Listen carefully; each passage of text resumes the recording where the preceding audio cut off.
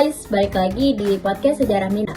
Aku Naura dan kita hari ini akan bahas tentang sebuah topik yang kedengarannya berat banget, tapi ada di keseharian kita, yaitu perlindungan HAM atau perlindungan hak asasi manusia. Di sini udah ada Jauza, Hai, udah ada Icut, halo. dan ada Naira. Karena kita udah siap banget bakal bahas kenapa kita nggak boleh di roleplay sembarangan.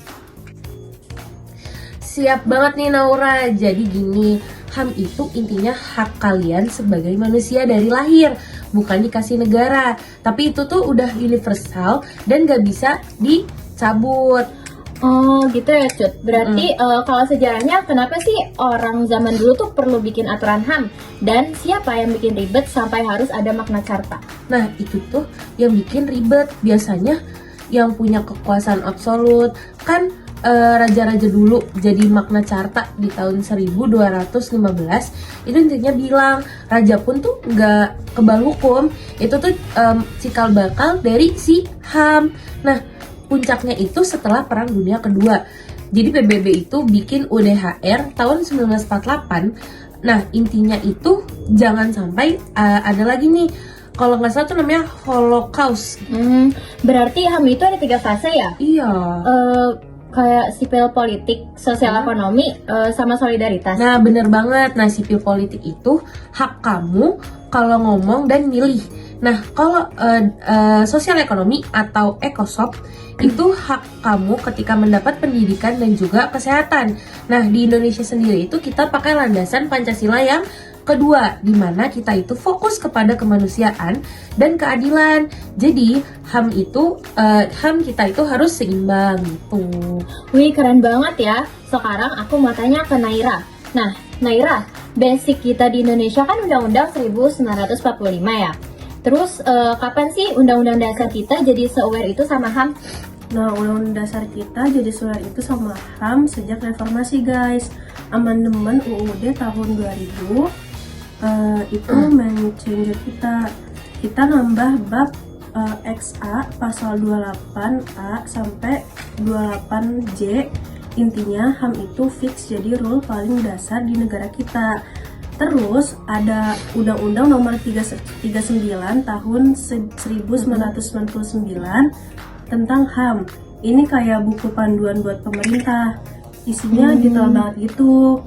Kayak kewajiban negara untuk melindungi, memajukan, dan memenuhi HAM kita semua.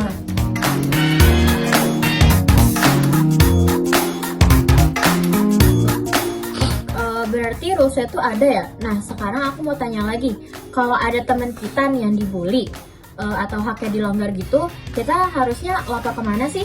Terus siapa yang jadi wasitnya?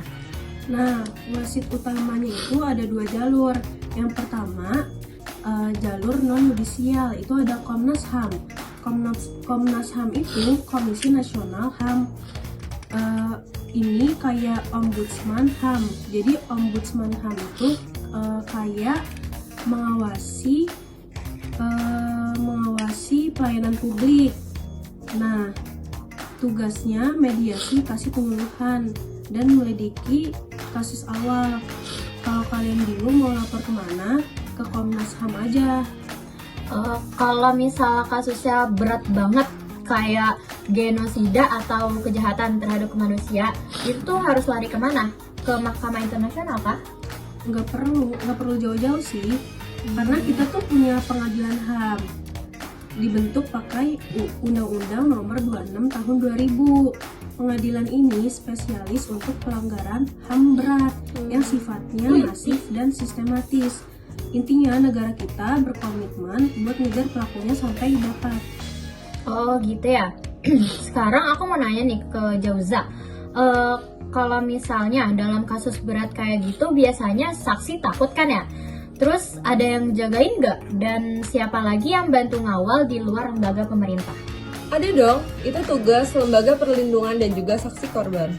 Mereka yang jagain dan pastikan semua saksi aman buat bicara. Selain itu ada OMS dan juga LBH, Lembaga Bantuan Hukum. Mereka ini kayak fanbase gitu.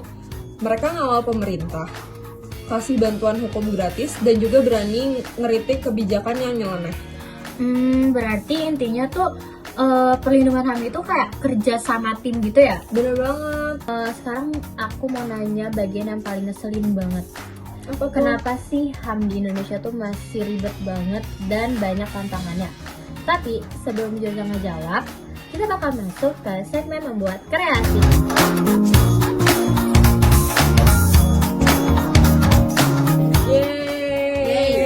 Ini apa ya? Jadi di segmen ini tuh kita bakal bikin kreasi dari kawat bulu gitu. Jadi nanti kita bakal bikin bunga dari kawat bulu ini. Terus nanti yang ngajarin kita bikin tuh Naira. Coba. Tutorial ya. Mana nih? Kalian ambil Sini aku ambil. Ambil berapa? ini 3 ya bulu-bulu. Oke, Sesuai sama warna bunga Oke. kalian. Terus yang satu ini kalian lipat jadi 2. Oke, lipat jadi 2. Oke.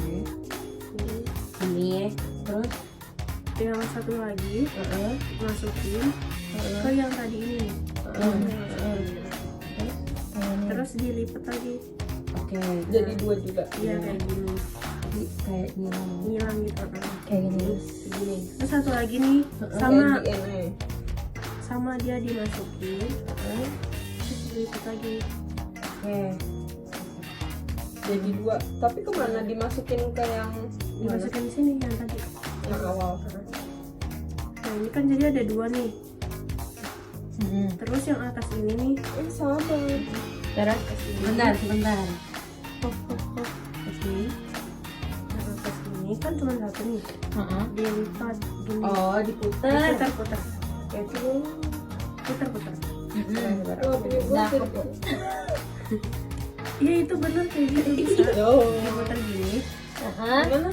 Gini aja nah. Oh gini buat biar ini sih buat Kalau udah, kalau udah tinggal kesampingin yang kanan oke. yang Oke. kiri. Nah, udah kan dia dirapiin aja dulu. Kayak gini, Ini bakal guys. bentuk kayak gini kayak kelopak gitu, kelopak bunga. Terus paling udah dirapihin, udah Belum. dirapihin, terus agak dibengkokin. bengkokin gini. Nah ujungnya ini Kok aku nggak rapet sih? bisa enggak harus rapat. Nah, gini. Kayak gini ya. Ujungnya ini kita Oh, putar. putar ya? Ntar dia di sini. Kayak gini. Nah iya kayak gitu. Terjadi deh kalau pakai gini. Yeay.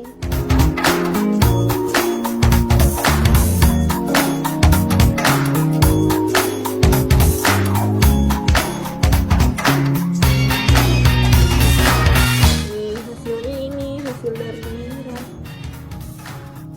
Gimana ya? Nih. Jadi guys, ini hasil kita semua. Iya, ini hasil bikinan aku. Ini hasil bikinan aku. Jadinya kayak gini, dari kawat-kawat kayak gini bisa kayak gini. Ini juga nih ya Hasil bikinan aku guys. semuanya dua-duanya. Kalian bisa coba di rumah.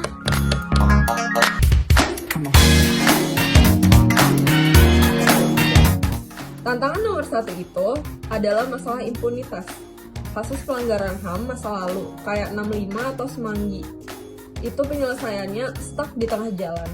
Nggak ada keadilan tuntas buat korban. Ini bahaya banget guys, karena seolah-olah pelaku itu nggak kena apa-apa. Dan budaya nggak bertanggung jawab itu turun-temurun jadinya. Selain sejarah yang paling relatable itu ke kita sekarang tuh apa sih?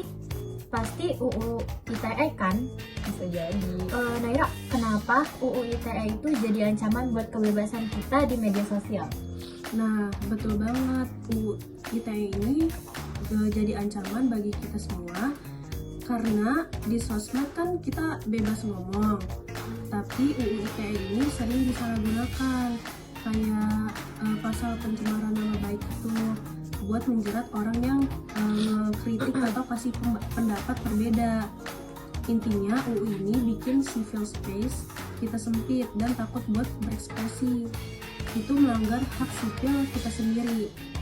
Iya benar banget ya. Terus kan ditambah lagi juga masalah hak ekosop ya. Kayak nggak cuma soal sosmed, di desa-desa konflik agraria, terus kayak ada rebutan tanah, itu parah banget sih. Karena hak petani atau masyarakat adat sering diabaikan. Terus juga demi kepentingan si korporasi besar itu loh. Terus habis itu juga bukti disparitas HAM yang nyata antara kota dan daerah. Berarti kompleks banget ya. Jadi solusinya bukan cuma ngejar-ngejar pelanggar, tapi juga ngebetulin sistem. Selanjutnya ada closing statement. Di closing statement ini aku mau nanya, kira-kira kasih dong 3 saran wajib kita buat pemerintah. Boleh dimulai dari Cet. Nah, kalau buat aku sih yang pertama pasti impunitas.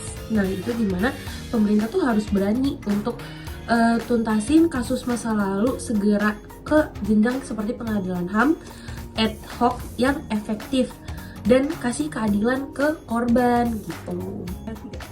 Nah, saran wajib yang kedua itu digital yang berisi revisi total UU ITE untuk harmonisasi pasal-pasal bermasalah agar kebebasan berekspresi dijamin dan UU ITE bukan lagi alat kriminalisasi kritik. Nah, yang terakhir ada edukasi HAM harus masif. Nggak cuma di pelajaran sejarah minat aja, tapi harus jadi mindset di kurikulum sekolah dan wajib ada di setiap pelatihan polisi, jaksa, ataupun hakim. HAM itu budaya, bukan cuma buku undang-undang aja. Ya guys, jadi itu ketiga saran dari mereka semua. Semoga sarannya bisa dilakukan sama pemerintah. Amin. Terus jadi intinya tuh fondasi hukum HAM kita tuh udah kuat, tapi kuncinya ada di keberanian politik dan reformasi struktural untuk menghadapi impunitas dan tantangan digital. Terima kasih banyak kepada Icut, Naira, dan juga Jauza Sama. atas sharing yang keren banget. Jangan lupa ya guys, kenali hakmu dan selalu bersuara. Sampai jumpa di episode berikutnya. Bye-bye. Bye.